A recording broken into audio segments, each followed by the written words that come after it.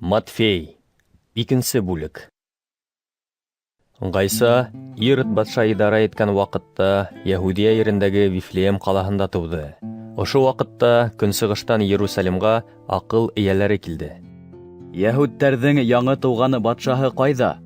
Дип һораны улар. Беҙ көнсығышта уның йондоҙо ҡалҡҡанын күрҙек тә, уға сәждә ҡылып хөрмәт күрһәтергә килдек.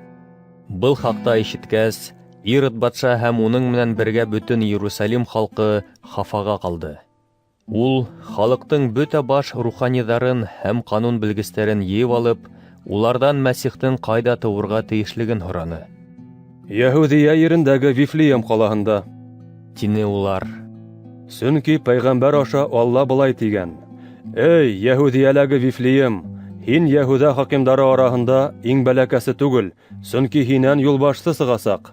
Ул минең Израиль халҡымдың көтөүсеһе буласаҡ. Шунан һуң Ирод аҡыл ияләрен йәшерен рәүештә саҡыртып алып, йондоҙҙоң теүәл ҡалҡҡан ваҡытын белеште. Уларҙы Вифлеемға ебәрҙе. Барығыҙ, бала тураһында барыһын да ентекләп һорашығыҙ. Уны тапҡас, миңә хәбәр итерһегеҙ. Мин дә барып уға сәждә ҡылайым. Батшаны тыңлап, аҡыл ияләре юлға сыҡты. Ә улар көнсығышта күргән йондоҙ алдарынан барды һәм бала булған урын өҫтөндә туҡтаны. Йондоҙҙо күреп, аҡыл ияләренең ҡыуанысының сиге булманы. Өйгә ингәс, баланы һәм уның әсәһе Мәрйәмде күрҙеләр.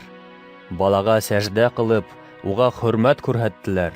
Шунан хазина ҡумталарын асып, уға алтын, ладан һәм мирра тигән хуш еҫле ыҫмалалар бүләк иттеләр. Төштәрендә Ирод янына ҡабат бармаҫҡа тигән киҫәтеү алғас, башҡа юл менән үҙ илдәренә ҡайтып киттеләр. Улар китеү менән Йософтың төшөнә Раббы фәрештәһе инде. Тор, бала менән уның әсәһен ал да Мысырға ҡас. Мин һиңә хәбәр биргәнгә тиклем шунда ҡал. Сөнки Ирод баланы эҙләп табып үлтерергә ниәтләй. Тине ул. Йософ тороп, бала менән уның әсәһен алды ла, төн йөҙөндә Мысырға юлланды. Ирод үлгәнгә тиклем ул шунда ҡалды. Был иһә Раббының пәйғәмбәр аша «Мин улымды Мысырдан саҡырып алдым» тигәне ғәмәлгә ашһын өсөн булды. Ирод үҙенең аҡыл ияләре тарафынан алданғанын аңлап, бик ныҡ ярһыны.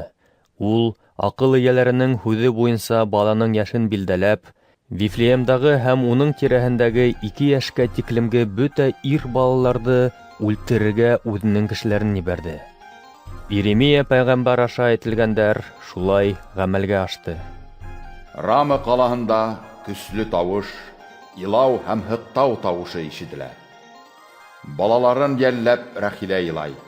Юанырға теләмәй, сөнки улар юҡтар инде.